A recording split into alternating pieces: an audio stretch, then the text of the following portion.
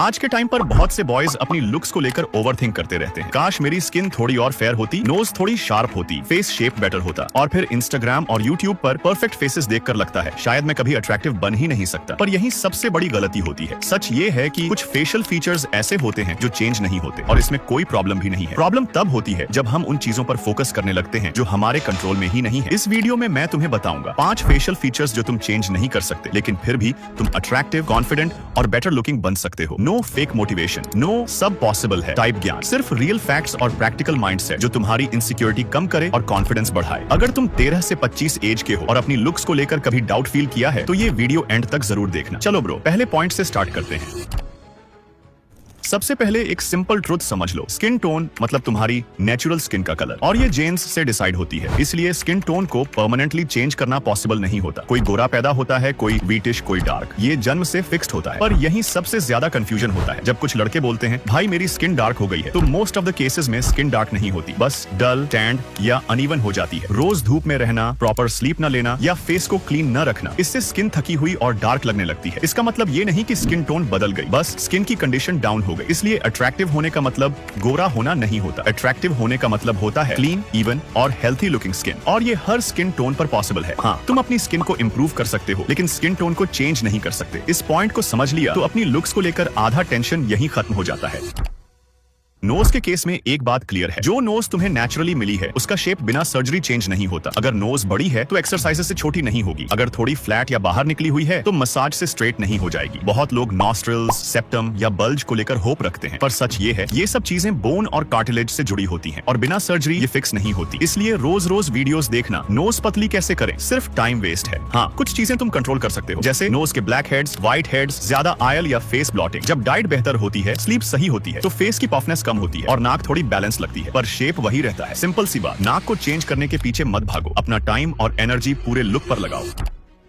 भाई, लिप्स के केस में भी रूल सिंपल है। तुम्हारे लिप्स का शेप और साइज नेचुरल होता है, ये जीन्स से आता है। किसी के लिप्स थिन होते हैं, किसी के अनइवन, किसी के नेचुरली फुलर, और ये चीज बिना मेडिकल हेल्प चेंज नहीं होती। इसलिए जो लोग बोलते हैं ये एक्सरसाइज करो लिप्स बड़े हो जाएंगे या ये ऑयल लगाओ शेप चेंज हो जाएगी, ये सब फॉल्स होप होती है। पर इसका मतलब ये नहीं कि थिन या अनइवन लिप्स अनअट्रैक्टिव होती है। ज्यादा डिफरेंस तब दिखता है जब लिप्स ड्राई, क्रैक्ड या डार्क लगती है। जब लिप्स क्लीन, मॉइस्चराइज्ड और हेल्थी होती है तो चाहे थिन ही क्यों ना हो, फेस पर बैलेंस्ड और नीट लगती है। इसलिए फोकस ये होना चाहिए लिप केयर पर, हाइड्रेशन पर, बेसिक हाइजीन पर, ना कि साइज चेंज करने पर। सिंपल बात, लिप्स का शेप तुम चेंज नहीं कर सकते, लेकिन लिप्स को प्रेजेंट जरूर अच्छा कर सकते हो। हेयरलाइन को लेकर काफी लोग बिना वजह ओवरथिंक करते रहते हैं, स्पेशली तब जब कॉर्नर्स थोड़े ऊपर जाने लगते हैं या हेयरलाइन बिल्कुल स्ट्रेट नहीं होती। पर सच ये है, तुम्हारी हेयरलाइन का बेसिक शेप बर्थ से डिसाइड होता है। बिना मेडिकल ट्रीटमेंट उसे नीचे लाना या रीशेप करना पॉसिबल नहीं होता। लेकिन इसका मतलब ये नहीं कि हेयरलाइन परफेक्ट नहीं है तो तुम अच्छे नहीं लग सकते। प्रॉब्लम तब होती है जब हेयर कट फेस के हिसाब से नहीं होता या हेयर हमेशा मैसी रहते हैं, तब वही हेयरलाइन और ज्यादा नोटिस होने लगती है। जब हेयर कट सही होता है, हेयर क्लीन और थोड़े स्टाइल्ड रहते हैं, तो हेयरलाइन अपने आप नॉर्मल और बैलेंस्ड लगने लगती है। इसीलिए हेयरलाइन पर ऑब्सेस करने से अच्छा है अपनी ग्रूमिंग और हेयर स्टाइल पर फोकस करो। यही चीज ओवरऑल अपीयरेंस में रियल डिफरेंस लाती है। फेस प्रोपोर्शंस का कॉन्सेप्ट थोड़ा टेक्निकल लगता है, पर आइडिया सिंपल है। फेस को रफली 3 पार्ट्स में देखा जाता है, अपर फेस, मिडिल फेस और लोअर फेस। किसी का अपर फेस थोड़ा ज्यादा होता है, किसी का लोअर फेस थोड़ा डोमिनेंट लगता है। ये रेशियो जन्म से सेट होता है और बिना मेडिकल हेल्प इसे चेंज नहीं किया जा सकता। पर यही लोग अननेसेसरी प्रेशर लेने लगते हैं, सोचते हैं शायद फेस का बैलेंस ही गलत है। रियलिटी ये है, रियल लाइफ में कोई भी फेस परफेक्ट प्रोपोर्शन में नहीं होता। ऑनलाइन जो परफेक्ट फेस दिखता है वो एंगल्स, लाइटिंग और एडिटिंग का गेम होता है। डेली लाइफ में फेस प्रोपोर्शंस तब वियर्ड लगते हैं जब पॉस्चर खराब होता है, नेक आगे रहती है या एक्सप्रेशंस लेजी होते हैं। जब पॉस्चर स्ट्रेट होता है, नेक और शोल्डर्स रिलैक्स्ड होते हैं और एक्सप्रेशंस कॉन्फिडेंट होते हैं, तो वही फेस ज्यादा बैलेंस्ड और प्लीजिंग लगता है। इसलिए प्रोपोर्शंस मेजर करने से ज्यादा जरूरी है अपनी प्रेजेंस और बॉडी लैंग्वेज पर काम करना। फेस का रेशियो फिक्स होता है और तुम्हारा ओवरऑल इंप्रेशन नहीं।